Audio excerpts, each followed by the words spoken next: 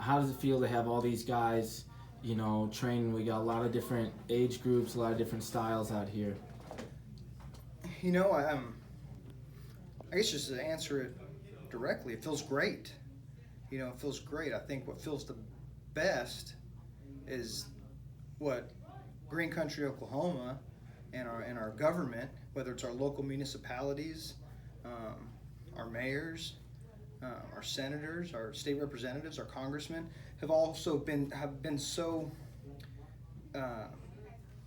forward thinking in getting sports back up and running, and because of that progressive thinking in terms of getting sports back up and running, they've allowed really this just to kind of be a hub for the time being, right? And then obviously relationships took care of the rest, whether it was Medlin or Vugar or the Cornell group or Young Guns or just all those age group cadet and juniors coming out.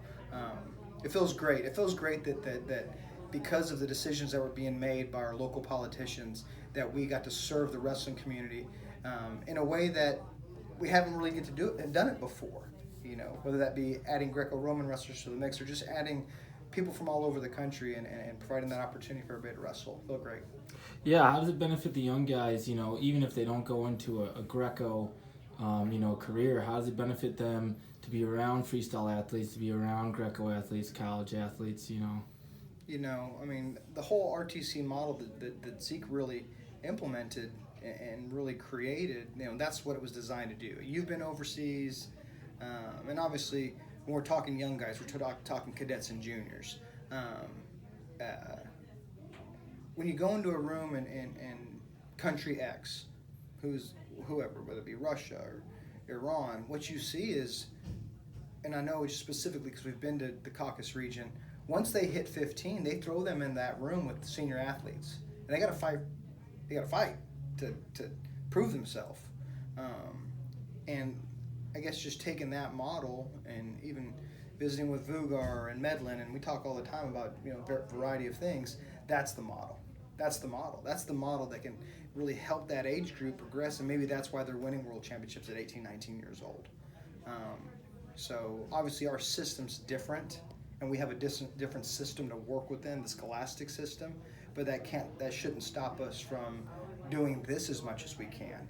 And the benefit is Greco-Roman, the skills that style possesses are very instrumental to a lot of phases of wrestling. So we have to recognize the hand fighting, the positioning, the shoulder fighting, the quick turn of the hips, just all those things. It's all part of wrestling. Wrestling's wrestling. And, we have a tendency to think of it in boxes in terms of freestyle and Greco. But if you watch some of the best wrestlers in the world, they can do it all. You challenge them upper body, they'll throw you. Absolutely. You know what I mean? You think you're going to just shoot in on a Greco guy. No, they can change levels and drop their hips very quickly if they want to. And probably have better hips than most freestylers in that regard. So I just look at it as wrestling. And I just look at it as we can get everybody in the same room. You're going to pick up a skill set that you didn't have when the week started.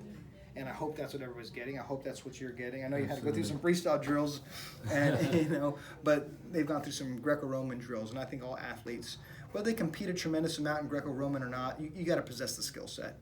You got to put time into it. So it's been great for everybody. No, I like it. It makes Greco guys chain wrestle more, and it makes folk style freestyle guys kind of think about position and exploding through things. So Absolutely. I think it helps both of us. No, it's been great. So is this the plan kind of going forward, kind of try and host more of these, or is it kind of just we're going to see how things open up with COVID, or do you want to have another one of these, or are you going to? So this is our second one, and obviously we have some practices throughout the week that aren't 100 people deep, but just, the 20, 30, just locals.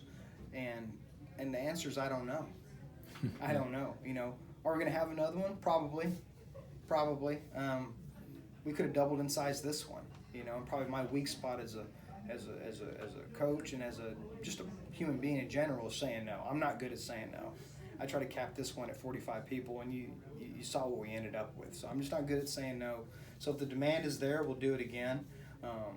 The only reason that I'm really even able to do it is because of the support from the Oklahoma wrestling community and those tied to it, from whether it be from our local politicians, or whether it be from our city council, or whether it be from just the people that love wrestling and embrace the rich tradition of wrestling here in Oklahoma, that, as you've seen, want to bring you food every day. I can't not thank Dr. Jacob Callison and his wife Andy, because they just work tirelessly to feed these athletes every day, and obviously you guys have to eat. Yeah, and absolutely. it shouldn't be at your expense. Yeah. Right. So we'll do it as long as the community support's there, and people want it, and there's a demand. I've enjoyed it.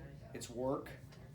I'm exhausted at the end of the day, but just having you guys around and having you in the community, and having cadets and juniors and college guys be able to rub shoulders with some of the best Greco-Roman athletes in the world, there's value just in that. And I just hope that the senior athletes feel like there's value from the skills standpoint and just from being in a community that loves wrestling standpoint.